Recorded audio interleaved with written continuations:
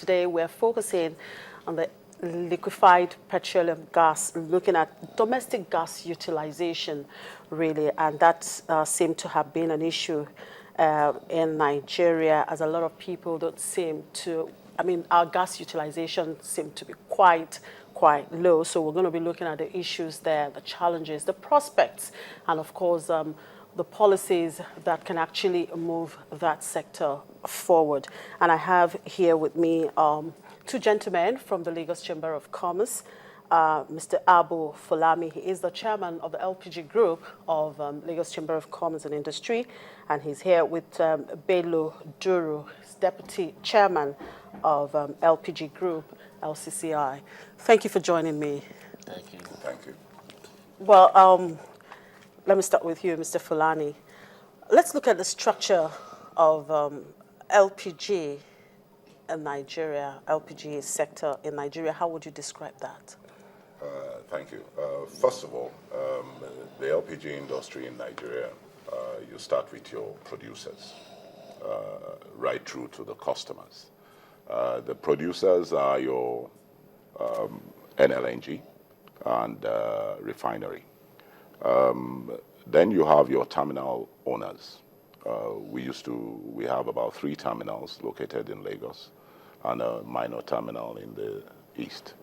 Then we have you have the truck owners, and then after truck owners, you have gas plant owners. Now, gas plant owners, we have about 200 to 300 gas plants in Nigeria, and they're under they all come under an association called NAPGAM. Now, in terms of associations, we have retailers as well, the roadside retailers. They're about 6,000 strong, and they come all under the name of Libgaram. Now, apart from that, you have the LCCI LPG Group, which we deal with awareness of LPG across Nigeria.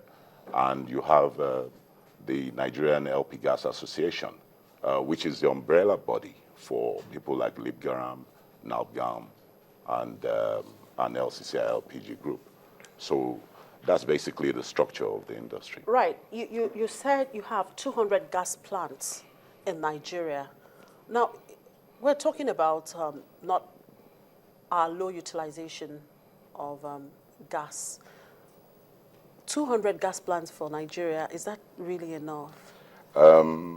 That's a good question. The truth is that it was too much. You have to understand, you have to have a historic view of how that arose.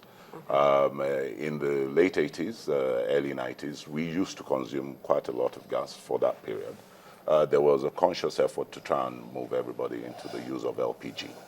Unfortunately, we hit a problem of availability issue when gas was not readily available within the market. That made a lot of those investment in those gas plants, they became idle because there wasn't just enough gas going around, and people now started moving away from the use of LPG into other substitutes like available. Kerosene and charcoals. Yeah, that's right. Now, what we have been doing for now with NLNG is we are bringing everybody back. We've resolved a lot of those issues. That's why a lot of those gas plants are now coming back into utilization. Yeah, let me add something to what you just said. So regarding the number of filling plants we have in Nigeria, there were equally what I would call the regulatory issues that had to do with establishing of such filling plants. Because in those days, it took a lot of time to get those approvals from DPR. At times, before your papers are really taken into consideration, it takes close to 1 year. That was what was happening before. And then when one looks at the return on investment, because it costs so much to establish such filling plants, your return on investment is so slow and so low because of the number of people that are actually involved in the usage of the LPG. So because of that, so many people were not very keen to find themselves into the establishment of filling plants. But with what is going on now, the improvement we're experiencing, I think people are coming in and then trying to take it a little further to the smaller sizes that will cost you not much, but then it's quite effective. Now, why is the LPG usage, why is it still very low in Nigeria? I mean, one would say it's a very convenient way, to cook. So I'm wondering why the usage is very low. Yeah, first and foremost, I have to say that LPG, the liquefied petroleum gas, is a multi-purpose product, energy. It can be used for cooking. It can be used for auto gas, as auto, piloting your cars. It can be used in cooling. It could be used in refrigeration. But what we've come to understand in Nigeria is that when you talk about LPG, some people don't even understand what you're saying until you say cooking gas. So there's been this idea of, we've made LPG to just assume that a substance of cooking alone, while there are other uses for it.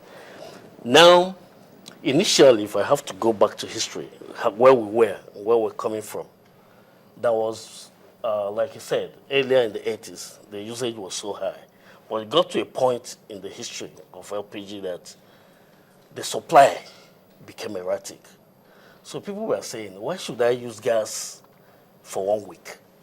In the next 1 month, I can't find it. So what's their sense? Yeah. They dumped their cylinders and started sourcing for other energy usage.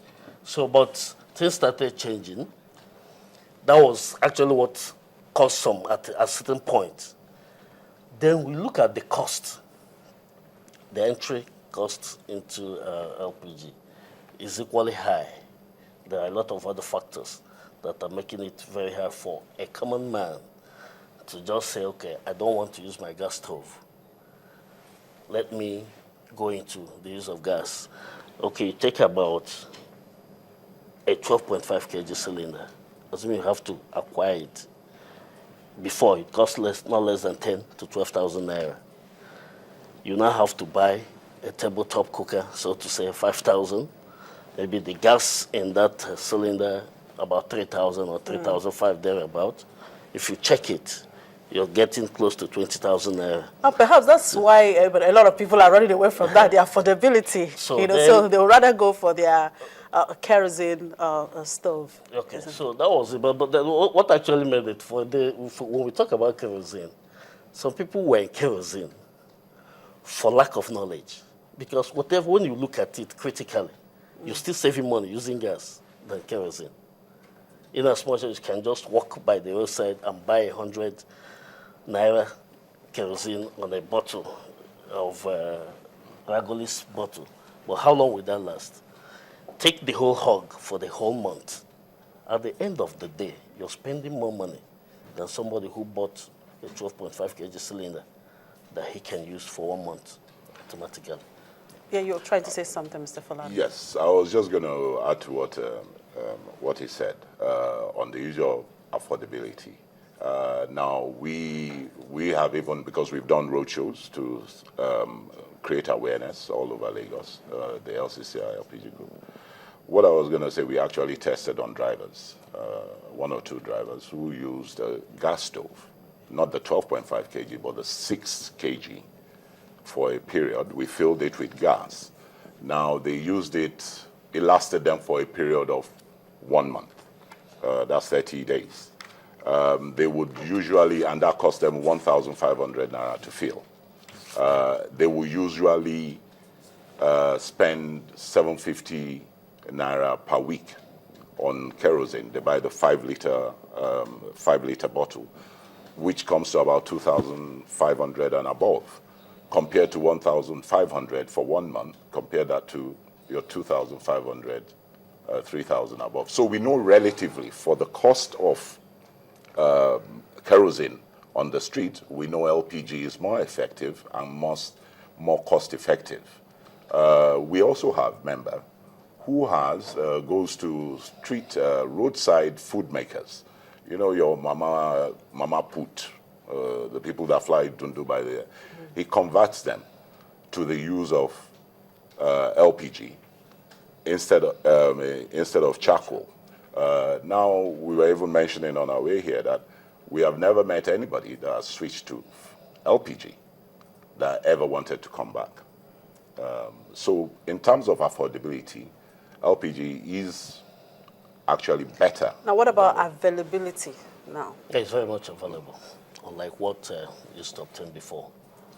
Because the intervention that the federal government did way back 2007, where an LNG was mandated by government to provide for the domestic LPG. At that time, an LNG made available 150,000 metric tons of LPG for domestic use. As at that time, 2007, the consumption was still very low. By 2007, through the NLNG intervention that made supply very, very effective, we were able to move from 40,000 tons per annum to 70,000 metric tons per annum by 2007 through the NLNG intervention. Going forward, we got to 2013 where the consumption moved up to 180,000 metric tons within that short period. That was thanks to the LNG intervention, which made supply readily available without any issues, except for some, what I may call technical issues, like the Nimasa and LNG imbroglio before. Within that short period of time, people were crying scarcity stocks, but after that was settled, till date, as we speak, the supply has been very regular, no interruption. And then having gotten to that over and above the initial volume that was earmarked by NLNG for domestic use, what NLNG has done now was to move that allocation from 150,000 metric tons to 250, looking ahead, because actually the picture seems very, very positive on what is happening in the industry.